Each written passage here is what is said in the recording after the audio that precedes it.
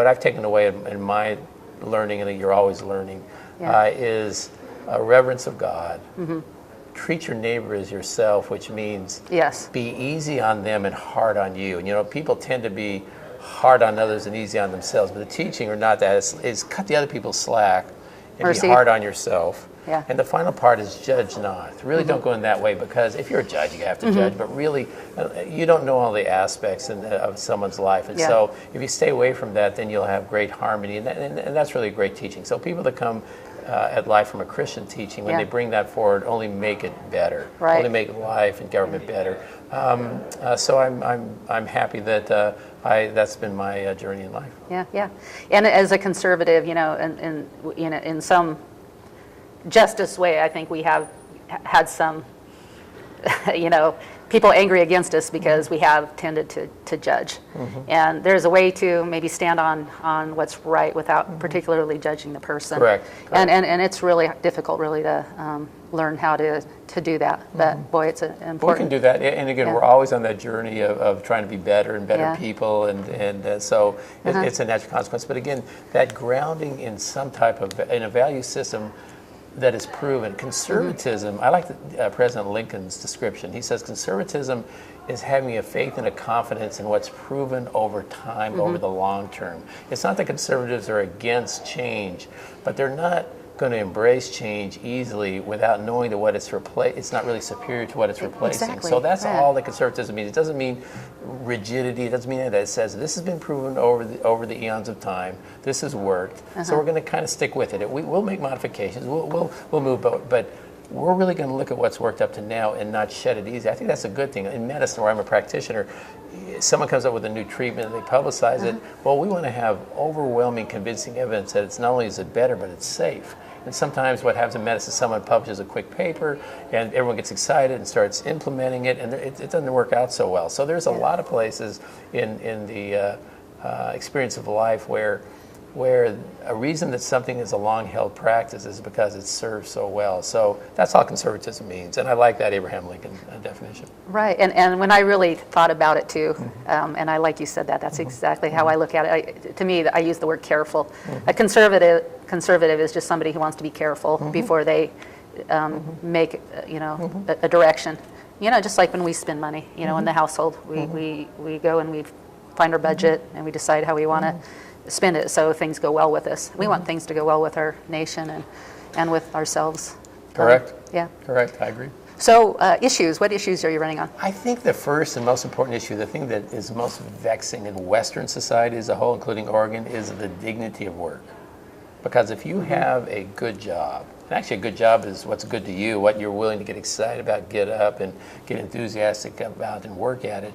If you have that, you're medically healthier. The social determinants of health are a good job and some basic health insurance.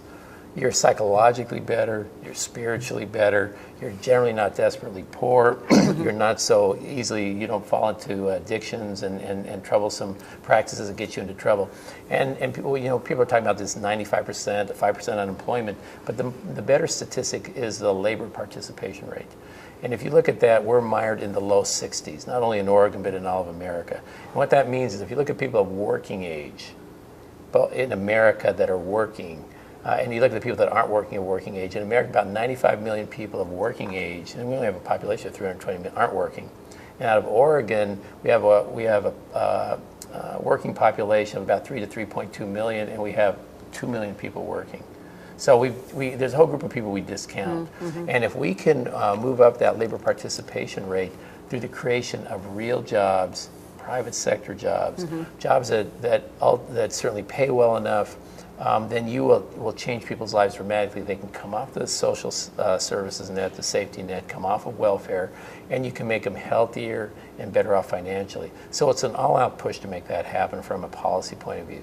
So what we know is to have people working, they have to be ready to work. So if they're homeless, you need to get them off the streets, and you need to get them into some kind of program that's generally a government and private sector joint program that helps fix the problem that they're dealing with. So if it's job training, if it's an addiction problem, whatever it is, you need to get going in the right direction and start right away. When you put people into programs, you need to have some responsibility to move forward.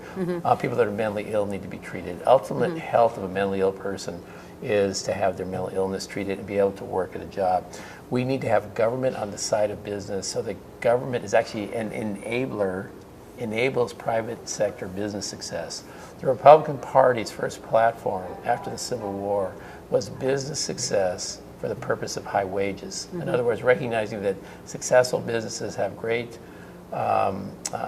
pay and benefits for their workers. So that's where the focus has to be. So a regulatory agency of government needs to have a dual mandate. One is clear, explicit regulations for what they're regulating, generally principally based, not pages and pages of details, but the principles of the regulation, and to ensure what they're regulating is succeeding and help them to succeed in a non-corrupt way. So that's how government's united. Government needs to be as frugal as possible so that not one precious dime of taxpayer money is wasted, and that allows over time more money to go to into the trenches of where life is lived, and new goods and services can occur. So that's kind of the way government needs to work. In terms of education and training, clearly lots of work to be done for our children. And what we're thinking of that is great schools have a great principal leader working in tandem with motivated, trained teachers, with the child being the focus. And having structures in place so that when a child transitions pretty early to maybe 12 or 14 years of age, the work they're doing at that time is meaningful to their ultimate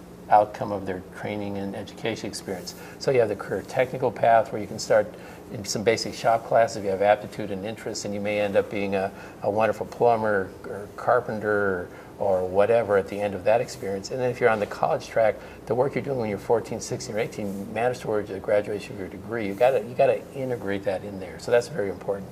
We have to build out our infrastructure, and those are great middle class jobs. And if you look at why do we not have a middle class, we don't have middle class jobs. Middle class jobs are building and making things. And so, for instance, we need a lot more roads. You can't travel around the metro area and not be convinced, the Tri-County area, and say we don't need more lanes of traffic. And the future of transportation is not for us to get on a train or a streetcar or that. That's 80-ish. That's old school. What the future of transportation is for us to get into our low or zero polluting vehicle, getting out of our home or apartment or whatever, getting in there and telling it to take us somewhere, and then sitting there and having autonomous drive vehicles get us to where we're going to go. And that's coming pretty quick. And in order to do that, you actually need some lanes. And the future of moving trucks and goods are to have trucks that are autonomously driven, but you need to have a driver in there for backup because it's a big vehicle. And when you do that, you can put a lot more vehicles on a road and not have accidents, but you still need to have more lane capacity. So that's the future. We need to build out our airports, our ports, to have a real world-class port at Coos Bay would just be fabulous, where we can ship goods to the world. You have to build in an infrastructure to that. So how do you do that financially? One thing, we passed a low-carbon fuel program tax that really is about bringing ethanol and mixing it with our gasoline. And it turns out that was sold to Oregonians as we're going to do the ethanol here. Well, it turns out we don't do ethanol here. We gave $50 million plus to people to try to give it. They can't do it. So we're basically bringing ethanol from the Midwest and blending it with our gas, so a boondoggle. And then it's hurting our cars, though. Well, it hurts the cars and it hurts the environment, because that's like the worst way to do a fuel additive. But the point of that is let's roll that failed program back and take that 19 cents a gallon, and we can add that onto gasoline, exchange it, and then we can have some money for our roads and transportation. We can also, in a low time of interest rates, we can pass some state bonds to help us build more capacity.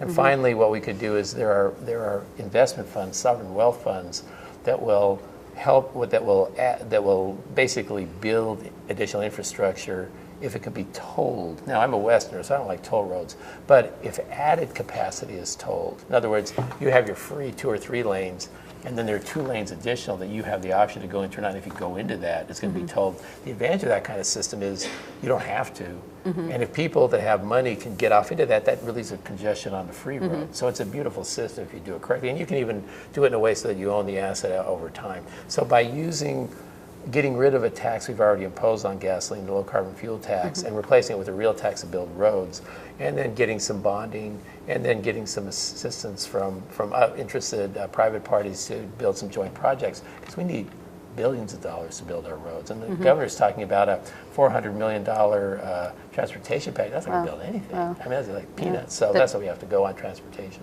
The government job is public safety and infrastructure. I would say those are really the only key. Those are key. And I think the two things. And then the thing is, what is the role in education? So in the colonies, talking about conservatism, they established public schools for the students. So what I would say is a way to have excellent training and education for all the children. So my view of that is, so I'm a janitor's kid, public school janitor's kid. Grew up outside of an Air Force base. And it was a time where a public school janitor could buy a small house in a safe neighborhood and not go broke. And the children could go to very good public schools, and they weren't going broke either. And then I was able to graduate and go to the University of California. I grew up in California, and I got a bachelor and 2 doctorate degrees for $10,000. I finished my training in 1987, so not like 100 years ago. So what my experience in life is, a prosperous society, the floor is so high that the people on the lowest end of the work scale are doing okay. They're never going to do as okay as the people on the top end, but they're doing so well it doesn't matter because they're living okay. And that their children have the same chance of achieving educational dreams and training dreams as someone who's wealthy. I am committed to that. I am committed to the idea that some way to create a society where young people going through their first training can do so for a little cost to them in terms of indebtedness. And that has to do with making the actual cost of the training a lot less. So when I remember going to university, it was pretty simple, pretty Spartan. The cafeteria was not much, and a lot of the furniture was kind of like, like this, kind of simple and basic, which we have here. You go nowadays to even public schools, they're lavish. And so we have to get back to the universities and say, you have a responsibility. You need to provide a lower cost educational system, and your education and training needs to be relevant enough so that when people come out from the education training, they're actually prepared for adult life. So that's their challenge. And again, I'm a great believer in working with institutions and local people to give them the challenge and let them solve the problem. Yeah.